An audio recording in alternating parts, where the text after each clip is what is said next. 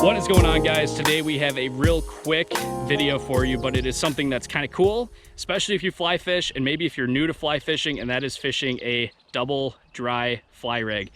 Alex knows way more about this stuff than I do, so I'm gonna have him run you through the process of how to set it up, and we are gonna catch a fish on a dry fly. All right, so we're gonna do a double dry rig. This is probably not a great idea if you are brand new to fly fishing, because it just makes your cast more complicated. It makes tangled up line a lot more difficult to get out. So you might want to stick with one fly if you're brand new to it. But if you do quite a bit of fly casting, you're getting good at it. It's a great way to survey the water and see what they actually want to eat. So you can see right now I've got a purple chubby on there.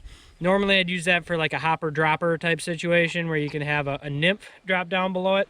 But you never know. A lot of times big fish will hit big flies. So I'm going to run this big one up front, and then I'm going to put probably a parachute Adams on. Pretty buggy fly. There isn't a real defined hatch. There's a bunch of little bugs coming off, but something that the fish like. So I'm going to drop a second fly off of the back of this hook, and I'll show you how I do it. But I'm going to use my tippet here. If you guys are familiar with fly tippet, it's insanely expensive for what you get.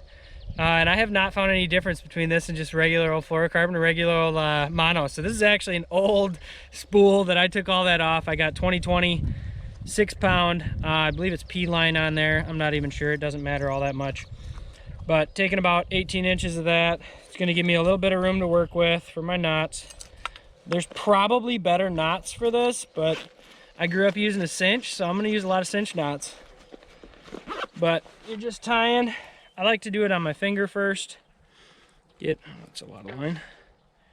Get your cinch knot started. Do it right over my fingernail.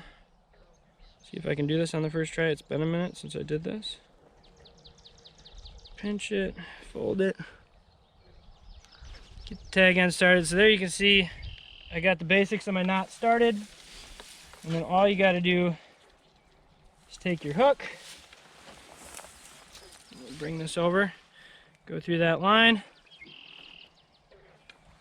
and we got our knot there. So I'm gonna get wet, just ease it down to the hook,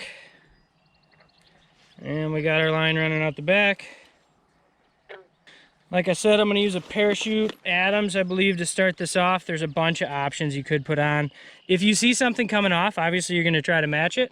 But right now, all I'm seeing is like little gnats, which we're not gonna try to fish with a 24 hook. So I'm gonna start small. Like I said, there's small bugs right now that we're seeing coming off. So little spent wing, small mayfly imitator.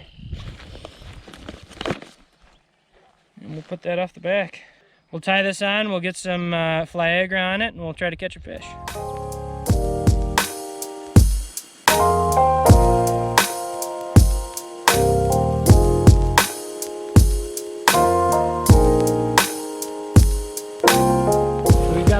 It's gonna be a small fish, but there's a fish rising up in the corner here.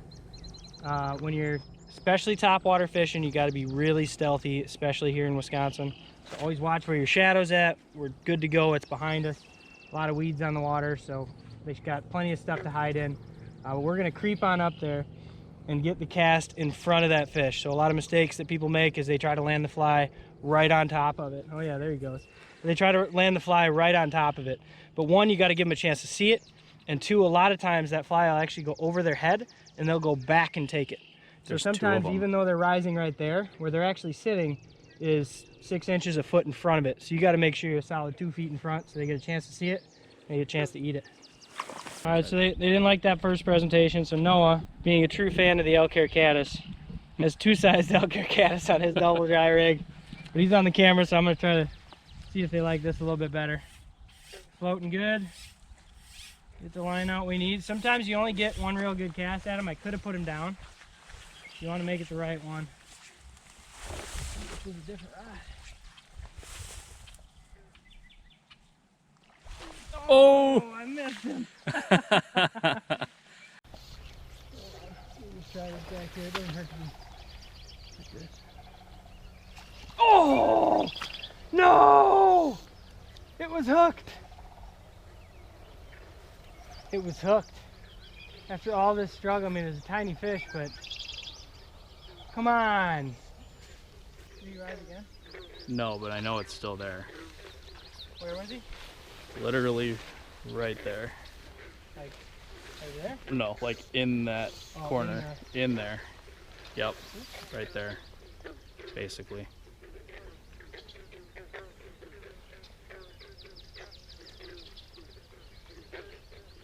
Like that one. Nice. Oh, keep him out of the wood, keep him out of the wood. Catching that? Yep. Oh, this was a struggle, but hey. Got him. Hey-oh! Nice work. Some of the dumbest trout fishing of my life. It only took all night, but look what we got. Dry fly. Beautiful fish. Hands down the most They are fun way to pretty. catch them. Yeah, without a doubt. Although it's normally a lot more fun than this because they are just not. They were not eating tonight. But good call. He didn't leave even though we hadn't seen him rise for a while. Awesome. Well, with that one trout, hopefully you guys got something useful out of this video. Good to diversify. So today, switching things up. Again, the double dry, running something a little bigger, a little smaller. Figured out what they wanted, and bam, we caught ourselves a trout. So hopefully you guys enjoyed this video, and we will see you on the next one.